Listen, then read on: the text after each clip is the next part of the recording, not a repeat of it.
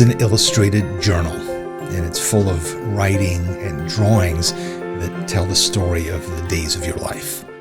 Now, I've been keeping a journal like this for 25 years, and I've figured out a lot of ways to do that over the decades. I've come up with techniques, I've tried out materials, but all of my explorations began one day in New York City. I was in a store called Tower Records on the corner of West 3rd Street and Broadway, not far from my home. And now, in the basement of that store, there was a small section of zines for sale. Now, zines are little personal magazines that are usually handmade, and they reflect the maker's very particular personal point of view and interests that they want to share with the world. Now, one zine caught my eye. It was called Moonlight Chronicles, and it had a fairly nondescript brown cover with a drawing of a moon on it.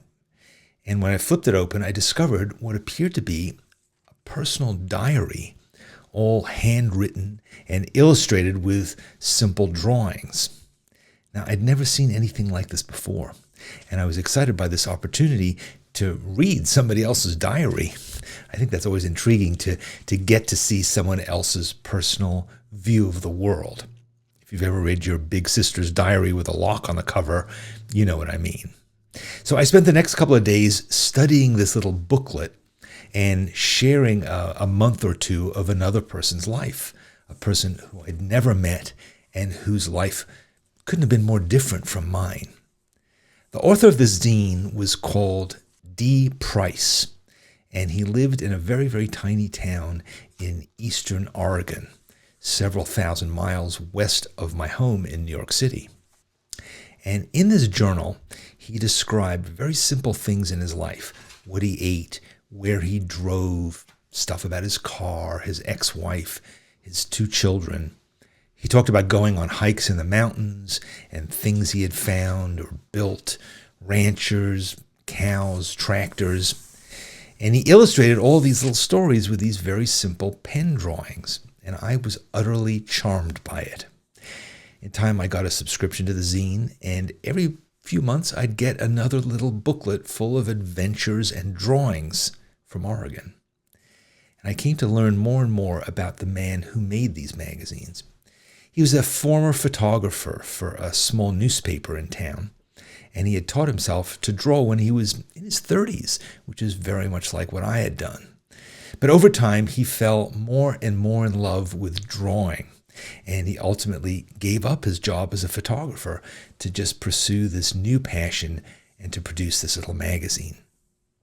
Now, you might say to yourself, how does a guy quit his job to make a little tiny Xerox magazine? Well, the fact is that he had another passion, which was to live as simply as possible and to spend as little money as he could, but still have a happy and complete life. And he lived on a tiny meadow stretched alongside the Snake River.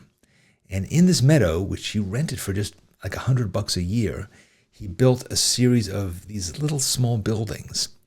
And one of those was a little underground kiva, which is a round kind of wood-lined building which he slept in, and it was about 8 feet by 8 feet around with only a 4-foot ceiling with a skylight, so low that you can't stand up inside. And he built himself an outhouse and a little shack to cook in and a sweat lodge and a little underground studio, all built from fallen trees and scraps of lumber that he'd found abandoned at construction sites. So it was this completely handmade life. His needs were very few, and he lived very frugally. And his goal in making this magazine was to share this lifestyle of simplicity. And I would read this in my big Manhattan office or while sitting in some expensive restaurant with a client. And it was all kind of ironic, I guess. But I really admired his simple lifestyle. And I was intrigued by the stories about his life in this small town in the West. But the main thing that I took away from reading this magazine was the example that it set for me and my life and my creative quest. I was intrigued by the form of what he made in this magazine. hand lettering these simple stories and anecdotes, little captions to his drawings as if they were photos in a big magazine. Each of his pages was designed in columns and spot illustrations and bold headlines and subheads and captions. They were kind of like the stuff that we did in the advertising agency that I worked in, but handmade and very personal. He would paste in ephemera from his ramblings. Like he went to the movies, he'd paste in a little movie ticket. He'd found a little feather and he would paste that in to the book as well.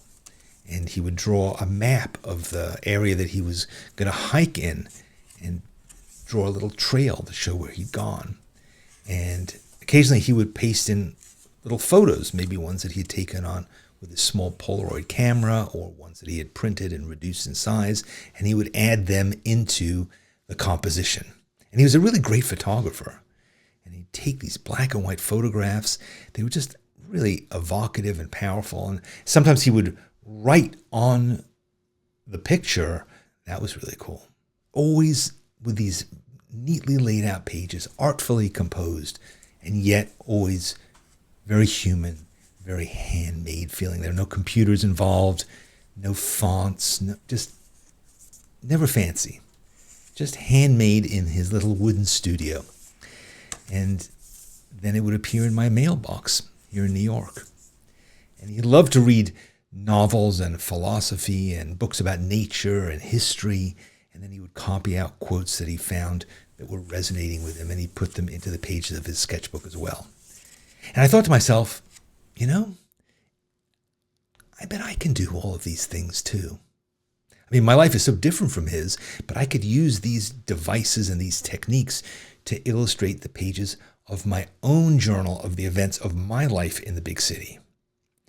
Well, over time, Dan and I started to correspond and send each other letters, and I would send him copies of my own sketchbook journals, and we became really good friends because we had this incredible thing in common. And over the years, we would visit each other's homes, and we would spend time drawing and experiencing adventures together. And we went on a bunch of trips. We went to places like Death Valley and the mountains of Colorado, places that I'd never been to. And I wanted to go there just to have this experience of recording what I saw and what I was experiencing. So these core ideas that I picked up from Dee Price, they are the foundation that I've been iterating on ever since. And I owe him an enormous debt of gratitude. I always try to tell his story to shine a light on it to people who are interested in what it is that I'm doing. Now, Dan stopped publishing his zine many years ago. Fortunately, some of the pages of the magazine were published in book form, and you can still buy that online. I'll give you a link. But the years that he did make this zine and did keep this journal, they made a huge impact on me. And I've passed on that impact to a lot of other people. So I hope that this video inspires you too to start keeping an illustrated journal full of drawings and words about your life. Now, Dee Price never pretended to be a great artist, and nor do I, but that really doesn't have anything to do with the pleasure and the reward that we get from keeping a sketchbook journal. So if you're concerned about your drawing skills, don't be, because regardless of the quality of your drawing and even your writing, your illustrated journal is a great opportunity to record and contemplate and understand and value the things of your life. Now, a side benefit of that is that the longer that you do this, the better your drawing skills are going to be and the more confident that you'll feel when you're drawing. You can begin today. Just get a pen and a sketchbook that you can carry with you everywhere. Open the first page and draw and write about what you had for breakfast, or how your cat is behaving, or the meeting that you had with your boss, or the show that you watched on TV, or your feelings about this video on Dee Price and Moonlight Chronicles that you watched on YouTube. And let me know in the comments below if you've started your illustrated journal, and tell me how it's making you feel.